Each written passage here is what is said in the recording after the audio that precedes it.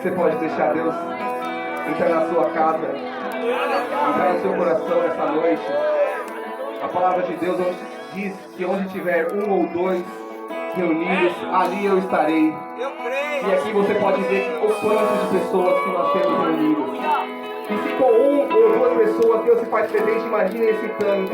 Imagine o Espírito Santo nessa noite olhando para cada um aqui e dizendo: se você abrir o seu coração, se você me der morada, eu farei morada em tua vida, eu mudarei a tua vida, eu transformarei os teus familiares, eu transformarei o seu bairro, eu transformarei esse país. Deus só precisa de um coração aberto para que Ele possa fazer morada. Eu já sinto a presença de Deus nesse lugar, desde a hora que eu estacionei o carro ali. Vocês podem pensar que é apenas uma noite de reunião com jovens, mas aqui eu sei que tem vida sendo restaurada.